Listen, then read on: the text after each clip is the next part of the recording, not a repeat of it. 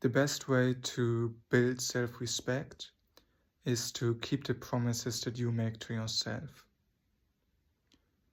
Now, first, why exactly should you build self-respect? There is a story that David Goggins writes about in Never Finished, where scientists took rats and put them into a bucket of water and saw how long they could survive swimming in that bucket of water until they died. And I think the longest one rat survived was like 15 minutes. And it was a pretty damn brutal experiment, now that I think about it. And then in the second part of the experiment, they did the same thing again. They took rats, they put them into a bucket of water, and then they waited until they were just about to drown. And then they put them out of the bucket of water, and I don't know, fed them and let the rats recover for maybe a few days or something like that, maybe a few hours, I have no idea, for a certain period of time at least. And then they put them into the bucket of water again and saw how long they lasted until they would drown now.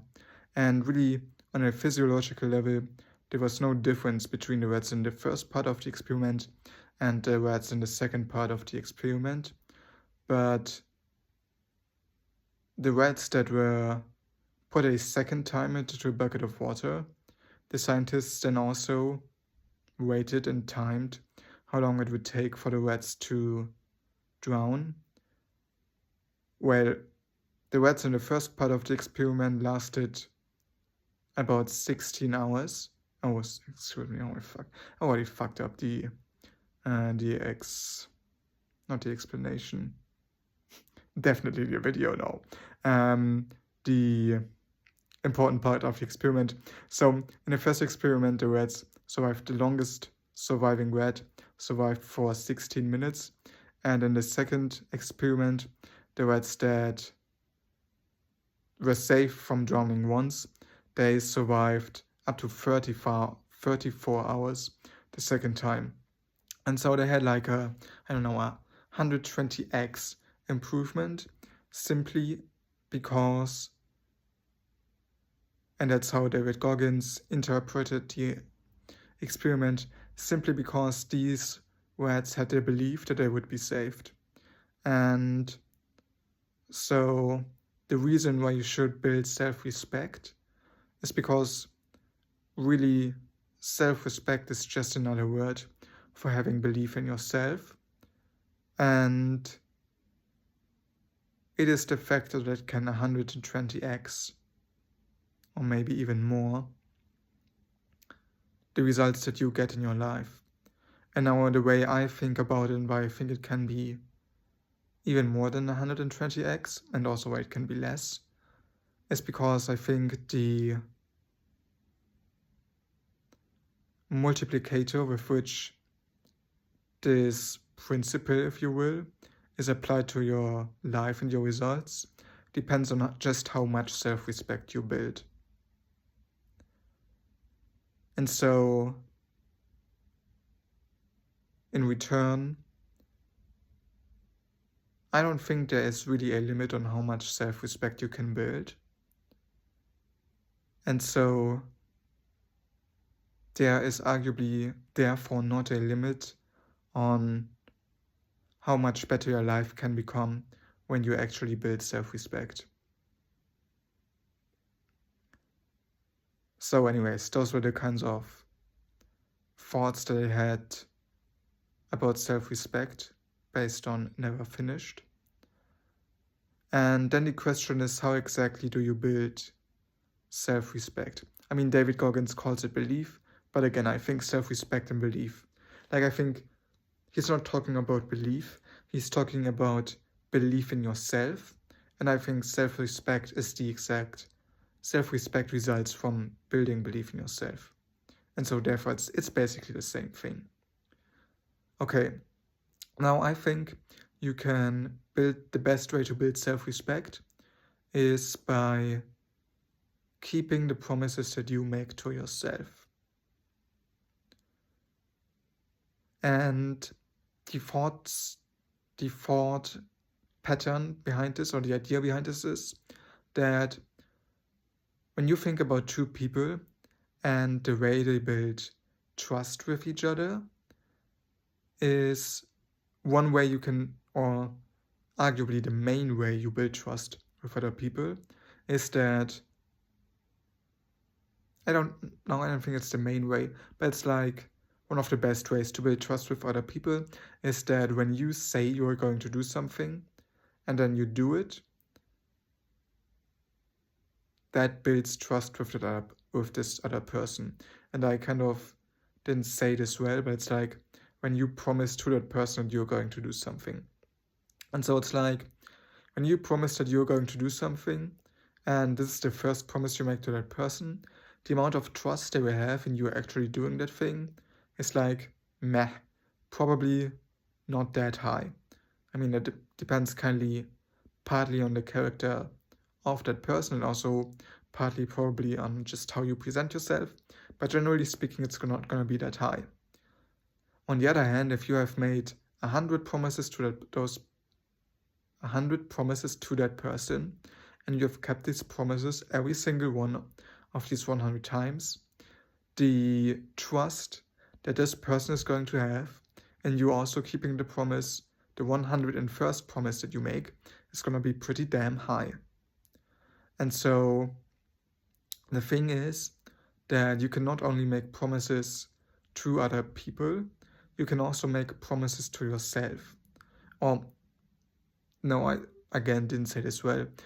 The better way to say this is that you build trust with other people by keeping the promises you make to themselves. Oh my god, I fucked this up again. You build trust with other people by keeping the promises that you make to those people. And now if you kind of abstract this idea or this principle, then you can say simply that you build trust by keeping promises. And then you can apply this higher principle, this more abstract principle, you build trust by keeping promises. You can apply not only to the relationships you have with other people, you can also apply to the relationship you have with yourself. And this is how I kind of ended up at you can build trust in yourself by keeping the promises that you make to yourself. And then as a result of building trust in yourself and keeping the promises that you make in yourself, notice again, that's not a very clear way to say it. It's like, as a result of keeping promises with as a result of keeping the promises that you make to yourself, you build trust in yourself. As a result of building trust in yourself, you gain self-respect. Or you could also argue that having trust in yourself and having self-respect is the same thing. I think that you gain self-respect as a direct result of having trust in yourself, but so they're not quite the same thing, but they are essentially, for the sake of this argument, I will pretend that they are the same thing. Okay, now this is the hard part of the video, where I'm basically close to the end of my wits, which is, well, how do you actually go about keeping the promises you make to yourself? Like, that's one part of the question, but I think that it is actually the second question, because I think that the first question is, how do you properly identify the promises that you make to yourself? And it's like, the idea behind this is that every time that you do something that destroys or takes away from your self-respect, that you have not kept a promise that you made to yourself, which is probably not completely correct and a bit oversimplified, but it's fucking good enough. And yeah, I kind of argued myself into a bad position again. So really the main problem that I think that I have at the moment is not only, like, I think the level 2 problem is keeping the promises that I make to myself, which definitely also is a problem. But the problem that I have to solve before that is actually really keeping track of the promises that I make to myself. And so the question is, in what ways do I make promises to myself?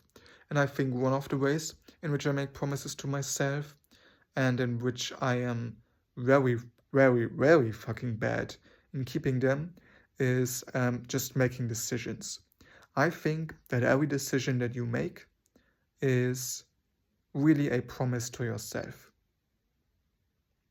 And so every time that you don't act in accordance with a past decision that you made, you are essentially breaking your promises. And now the key problem here is that oftentimes I don't even fucking remember a decision that I made. Like, what I do not so much anymore, it's gotten a bit better over the last few weeks, and also arguably over the course of the last few months. But I used to kind of reimagine my life every fucking 2 or 3 weeks. And so after 6 weeks, I wouldn't even remember what exactly the decisions were that I made like 1.5 cycles ago, 6 weeks ago. And so I think the first step is to have a proper system to keep track of the most important decisions that you make, and therefore the most important promises that you make. And I think a good way to do that is just, I would like to keep it on, like, I honestly don't know how to do this properly.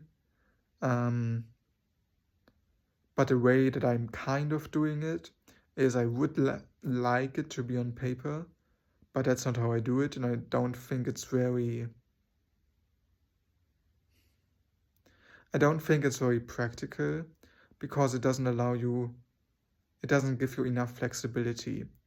And the reason why it doesn't give you enough flexibility is because I oftentimes have the urge to properly prioritize things.